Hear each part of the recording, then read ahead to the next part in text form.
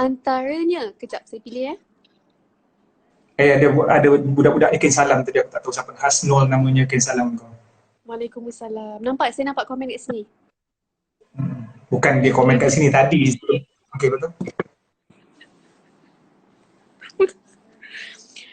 Ustaz janganlah garang sangat. Ustaz kat dalam TV baik, dengan saya garang tau. Dengan saya garang betul. Tak dengar lagi, orang semua tak dengar lagi. Voice audio Ustaz semua garang dengan saya. Sekejap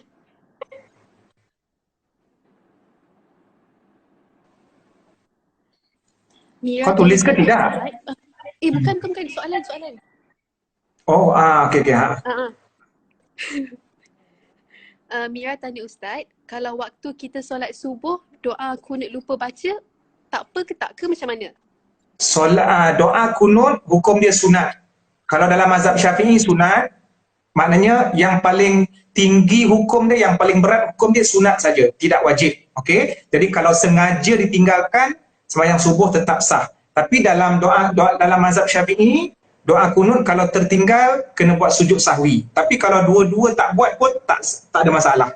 Jadi isunya sah tahu. Yes. Oh. Apa lagi? Okey, batal atau tidak wuduk jika kita bersalaman dengan bapa mertua?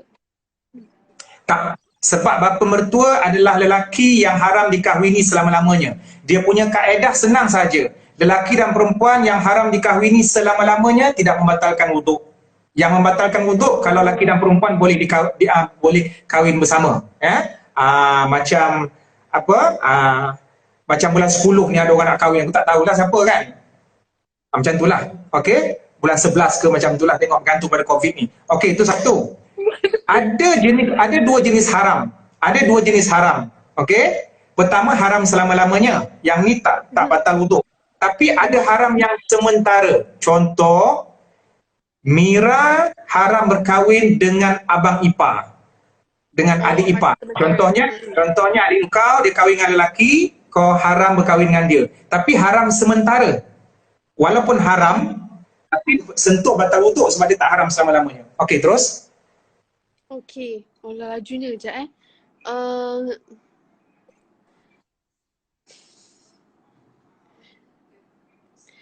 Kau merangkak terbaca ke tak? Bukan, sebab kadang banyak sangat soalan pelik-pelik Ustaz. Antara soalan pelik-pelik dia bila Ustaz nak kahwin, Ustaz nak simpan misai ke, apa benda. Apa pula kena mengena dengan aku pula nak tanya soalan aku nak kahwin dengan kau pula? Sebab tu saya kata apis. Ustaz jangan marah-marah Ustaz. Okey, cepat. Kejap Ustaz. Aku baru lepas sarapan tadi, kau tak. Okey. Macam mana yang dikatakan nikah gantung dan apa hukumnya? Nikah apa? Yang dikatakan nikah gantung? Nikah gantung ni ialah nikah khitbah. Nikah gantung ni dia macam ni tau. Nikah gantung ni dia sama macam nikah perkahwinan biasa. Cuma mungkin dia dilakukan mungkin sebab keadaan kedua-dua mempelai, lelaki dan perempuan tu mungkin masih belajar, lepas tu nak tunggu macam dah kerja lambat, mengelakkan daripada berlakunya maksiat dan seumpamanya, maka mereka dinikahkan awal, mungkin tak buat kenduri, mungkin tak tinggal bersama sebab komitmen masing-masing belajar kolej, tetapi mereka tetap sah sebagai suami isteri. Cuma dari segi nafkah, ada perbahasan, ada kewajipan yang digugurkan sementara waktu. Contohnya isteri tak boleh nak komitmen untuk masak suami dan suami tak boleh bagi nafkah sebab dia orang ni masih belajar. Selalunya nikah gantung ni mungkin di kalangan orang kata remaja-remaja macam tu ataupun orang student yang perlu nikah. Student lah yang tak kerja lagi. Okey, faham. Kalau kita solat, kita gerak daripada 3 kali, gerak sikit daripada 3 kali, batal ke tak solat kita? Okey, kalau gerak, okey? Kalau bergerak tu, kalau bergerak itu ada tujuan, walaupun lebih daripada 3. Kata tujuan yang orang kata tujuan yang mendesak lah macam tu lah, yang perlu lah. Jadi walaupun lebih daripada 3 kali tak ada masalah. Tapi kalau tak ada tuntutan langsung, maka pergerakan yang banyak yang menampakkan dia seolah-olah macam semayang ke tak semayang ni, maka boleh membatalkan solat. Contohnya pergerakan yang perlu ni macam gempa bumi, kan ada kes gempa bumi video yang viral tu, ada orang dah berlari dah, ada orang masih lagi berpegang kat situ dinding, lepas tu dia terpaksa bergerak lah ke dalam bumi tu. Faham? Okey Ustaz. Oh,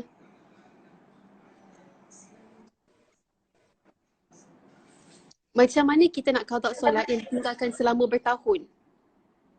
Okey, bagi orang yang pada zaman jahiliahnya dulu, kemudian dia nak bertaubat, perkara pertama sekali yang dia kena buat ialah taubat. Taubat. Okey. Okey, tak apa. Teruskan. Okey. Yang kedua, dia boleh gantikan solat dia yang mungkin beratus-ratus itu, tapi bukan maksudnya dia kena buat dalam masa satu hari. Itu nanti akan menyebabkan dia letih, dia akan salah faham dengan Islam, menyusahkan bagi dia. So, dia boleh buat secara beransur-ansur. Hari ni sekali, besok sekali, tak ada masalah. Itu kaedah dia.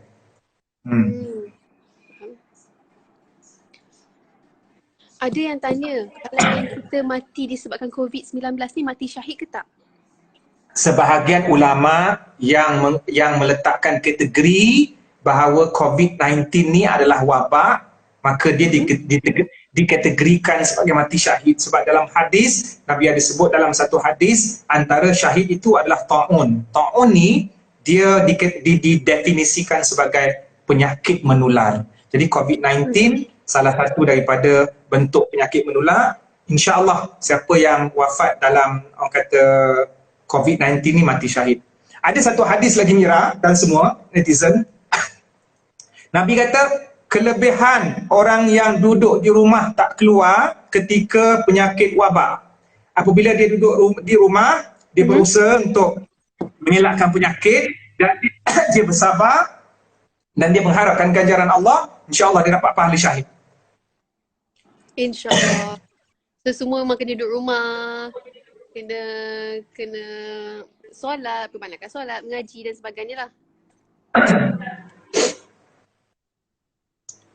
Ustaz, kalau baca Quran, baca pandai tapi mungkin ada salah sikit-sikit, masih dapat pahala ke tak? Maksudnya kalau kita baca seseorang, Nabi ada sebut apa dia? dalam satu hadis, dengar tak suara Ustaz? Suara jelas. Dalam satu hadis sahih maksudnya barang siapa yang membaca Al-Quran dengan fasih, maka dia bersama para malaikat yang mulia. Yang kedua pula, barang siapa yang membaca Al-Quran merangkak-rangkak sebutan huruf tak betul, dia dapat 2 pahala. Pahala pertama kerana kesungguhan dia bersusah payah menyebut huruf, dan pahala yang kedua kerana dia membaca Al-Quran. Jadi jangan putus asa bagi siapa yang tak reti baca Quran. Dia belajar, kadang-kadang ada setengah orang belajar tak boleh juga sebut huruf tu sebab pelat, teruskan membaca, pasti dapat pahala. Ini jaminan daripada Nabi. Apa masalah kau nak gelak-gelak? Terasa. Kejap. Banyak ni soalan ni. Okey, bolehkah kita niat puasa 2 sekaligus? Iaitu puasa ganti dengan puasa sunat pada hari yang sama? Puasa ganti boleh digabungkan dengan puasa sunat. Contohnya hari tu hari Isnin, kemudian dia nak puasa qada, dia niatkan qada sahaja. Dia niatkan qada, insya-Allah pahala puasa sunat Isnin akan ikut sekali. Yang tak boleh, puasa ganti gabungkan dengan puasa ganti jadi satu hari. Dekat situ dia cheat. Betul tak bahasa Inggeris aku? Kau ingat kau seorang tahu bahasa Inggeris? Kau sekolah tak? Maknanya puasa ganti dengan puasa ganti tak boleh. Patutnya hutang 2. Tiba-tiba dia pergi gabungkan dalam satu hari. Maknanya dia kena buat 2 hari. Ustaz sihat tak? Sihat. Aku makan tadi cili sambal. Ustaz. Okay. Kau doakan aku mati, Mira? Tak adalah.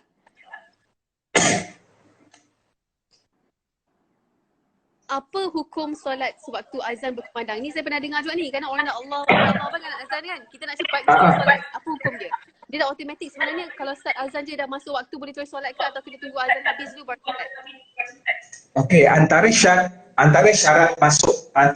sah solat ialah masuk waktu. Bila tekan bang tu dah sebut Allahu Akbar, tu dah masuklah. Lepas tu kita pun terus solat. Dari segi sah memang sah, tapi dari segi keutamaan, kalau dia semayang waktu azan, habis mana semayang qabliyahnya, dia tak buat 2 rakaat, jadi rugi dekat situ lah dari segi pahala. Faham tak? Faham. So dari segi sah, semayang itu sah sahaja.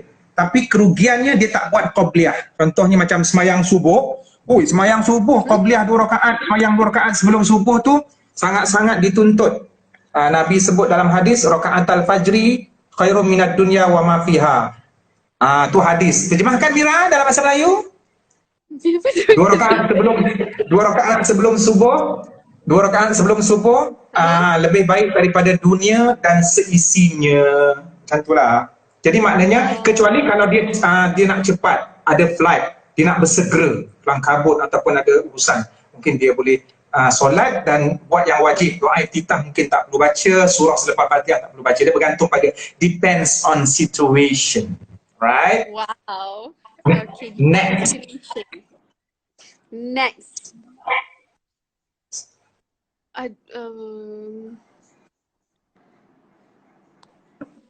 Apa lagi?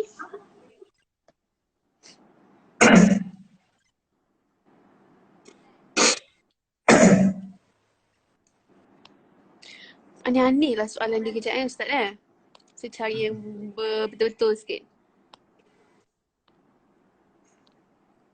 Ustaz syuting tak sepanjang quarantine ni? Kau ingat aku syuting filem apa? COVID-19 tajuk dia? Tak ada, tangguh banyak. Ya Allah, ya Tuhan, korang tanya je. Mana tahu ada program TV ke, kan dipanggil Astro Oasis baca doa ke. Tak So, apa ni hari tu, ialah maknanya sekarang ni dia nak minimumkan pergerakan tu. Jadi hari tu dia ada jemput untuk host tu, dia kata biar orang daripada Astro teruslah, sebab kau kena keluar lagi, takut apa-apa berlaku untuk keselamatan sekarang ni. Tapi kalau konti pergi je Suria. Oh, faham. Apa ni Ustaz bila main game, Ustaz kat mana sekarang? Main game apa? Aku tak pernah game-game Tak perasaan tahu. orang ni. Tak tahu. Soalannya. Apa pendapat tentang orang tak nak duduk rumah? Apa dia? Tak ada, Apa pendapat? soalan pelik-pelik. Apa pendapat tentang orang yang tak nak duduk rumah? Ni lain punya soalan. Pendapat yang tak nak duduk rumah, hukum dia boleh membawa kepada dosa kalau dengan perbuatan dia tu menyebar spread out, alright? Spread out, menyebarkan virus tersebut. Kau jangan, tak, masalahnya kenapa kau nak underestimate Ustaz tak erti bahasa Inggeris? Bila kau cakap bahasa Inggeris je kau tiba-tiba macam boleh ke dia cakap? Mana dia tak cakap apa-apa pun? Ustaz ni pun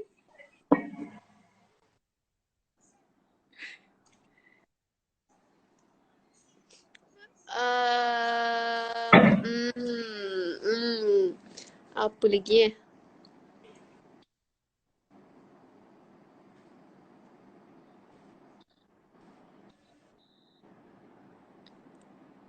Sah atau tidak baca tahiyat akhir pendek? Ada ke tahiyat akhir pendek?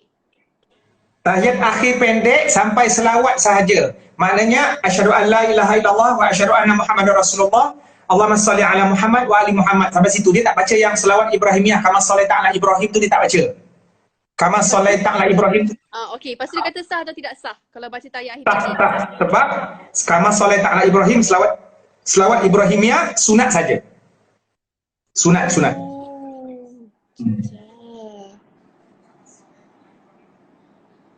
Kama shallaita ala Ibrahim innaka Hamidum Majid.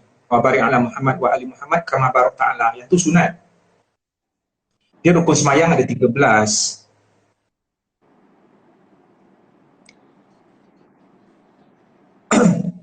Kadang-kadang ada yang tak hafal Mira, macam campur dengan rukun negara.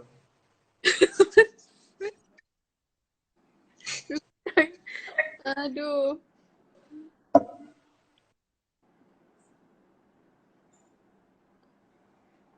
Boleh ke bayar zakat fidyah melalui memberi sumbangan yang berkaitan musim corona ni? Kalau dia begini, komitmen dia zakat fitrah, dia mesti memberikan komitmen itu pada pusat zakat lah. Sebab sistem dia kita kena bayar pada pemerintah. Adapun kalau dia nak bagi sedekah kepada corona, yang tu dikeluarkan sedekah yang lain. Kalau tak nanti tak terlunas hutang dia. Walaupun ada juga perbahasan mengatakan boleh tak kalau kita bayar zakat bukan melalui pusat zakat. kita terus cari asnaf. So ada isu dekat sini perbahasan. Yang sebaik-baiknya nak bayar zakat, tak payah cari. Bayar sahaja di pusat zakat, biar pusat zakat yang mengagihkan pembahagian tu kepada 8 orang asnaf yang layak menerima zakat. Itu lebih praktikal. Faham? Boleh ke wuduk kepala ikut belakang? Boleh ke abang wuduk kepala ikut belakang? Maksudnya apa macam ni? Kepala ikut belakang je, kepala macam mana kepala itu? Kepala ikut belakang?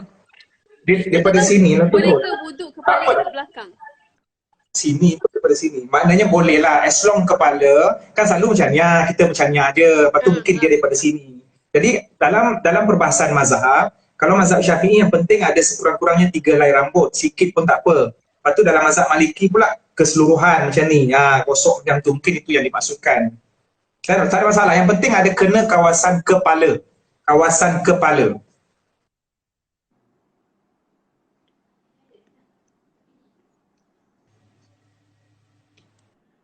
Apakah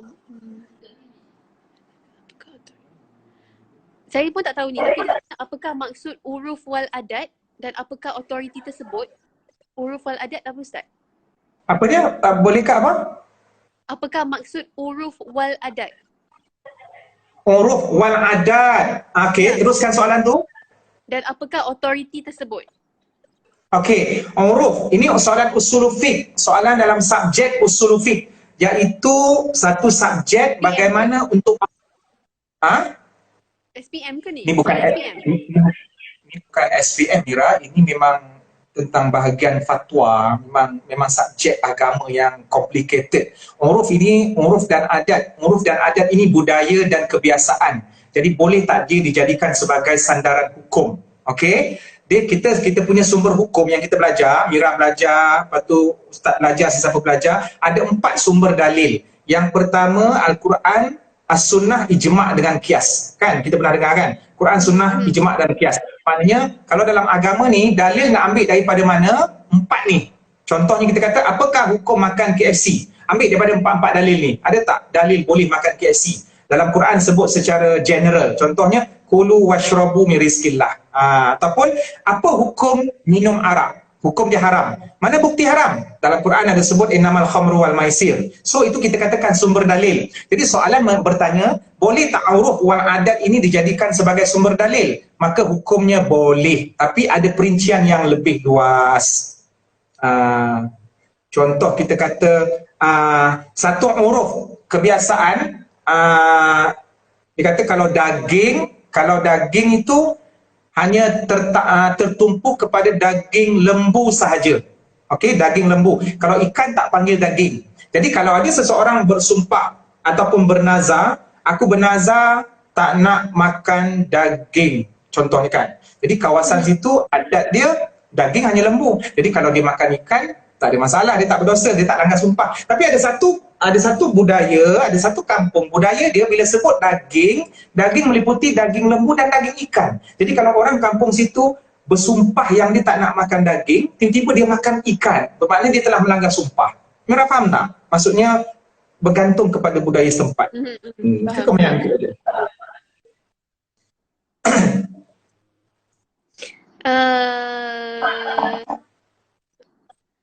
Kalau solat lebih atau terkurang rakaat tanpa sengaja, sah atau tidak? Kalau solat terlebih atau terkurang rakaat tanpa sengaja, macam dia lupa. Tanpa sengaja sah. Tak sengaja sah. Tapi disunatkan buat sujud sahwi. Sebab sujud sahwi itu maknanya lupa. Sujud tu sebagai menampung, kita katakan. Kalau solat jemaah, imam dah baca Fatihah, makmum kena baca lagi ke tak? Mazhab Syafi'i, perbezaan pendapat di kalangan ulama. Okey, mazhab Syafi'i wajib baca Fatihah sama ada sembahyang jemaah ataupun sembahyang seorang. Tapi kalau mazhab Hanafi, sewaktu imam kita sembahyang jemaah, makmum tak wajib baca Fatihah, tak boleh. Bahkan mesti dengar bacaan imam. Kan selepas waladhdallin amin, lepas tu imam baca surah lain kan. Waktu tu makmum kena wajib dengar. So tak perlu baca sebarang bacaan. Tapi mana-mana pun so kat sini pun Dia bergantung kepada keyakinan. Kita ikut mazhab apa? Kalau kita ni lebih yakin kepada Syafi'i, kita kena ikut mazhab Syafi'i. Kalau kita sengaja tinggalkan, tak sah lah. Mana boleh kita lawan kontra dengan keyakinan kita, kan? Okay.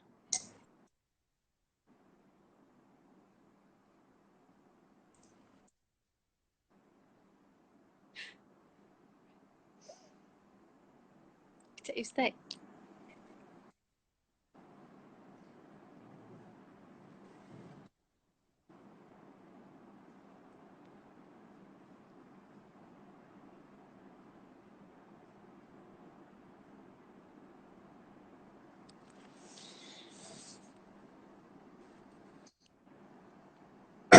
Okeylah, banyak persoalan berulang-ulang lah Ustaz. Kan, dia banyak soalan berulang-ulang. Dia apa, dia antara soalan-soalan yang ditanya pasal, okey, soalan yang berkenaan dengan COVID ni apa? COVID-19, apa soalan tentang COVID-19? Tak ada apa pun, macam mana nak istiqamah, apa lepas tu ada benda-benda lah macam adakah COVID-19 ni petanda kiamat lah, apa benda lah yang orang tanya kat sini. So saya tak adalah tanya Ustaz sebab macam banyak yang pelik-pelik sikit. Kalau soalan daripada kau apa, Mira? Soalan daripada saya. Dia ada banyak, dia ada bagi tips apa?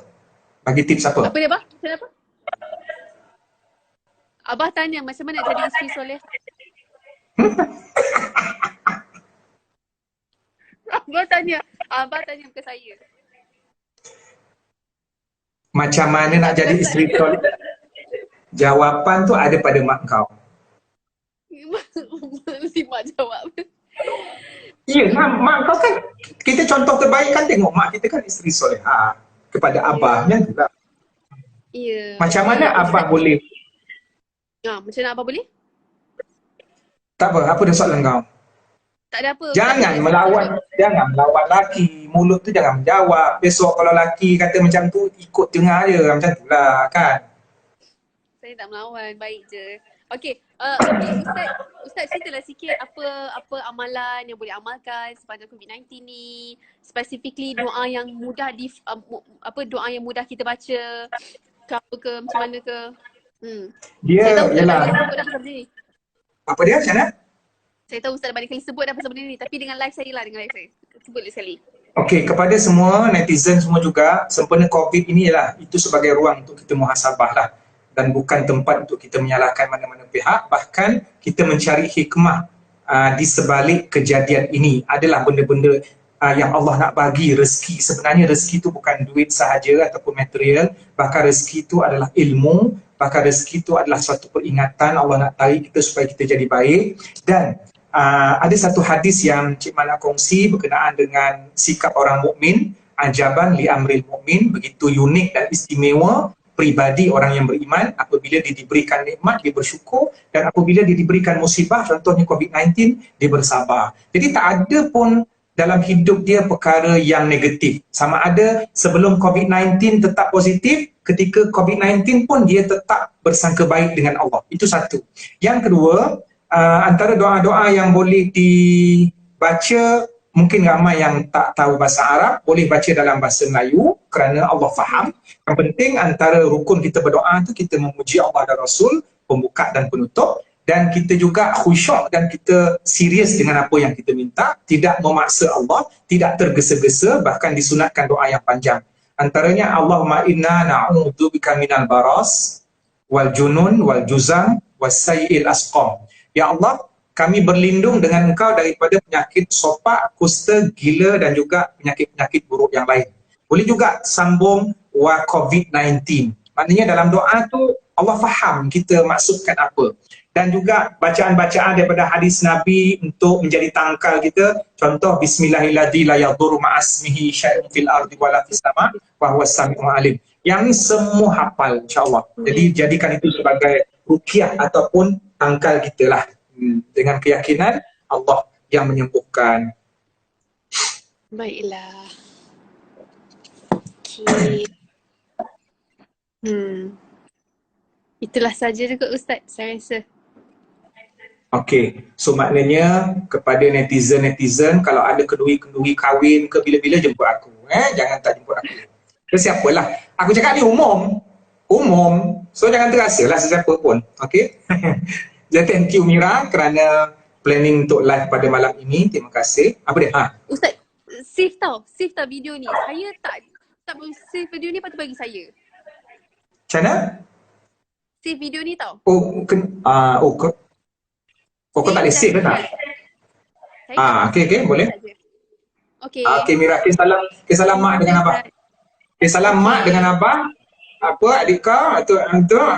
Okay, Assalamualaikum. Okay, mak abang salam. Salam.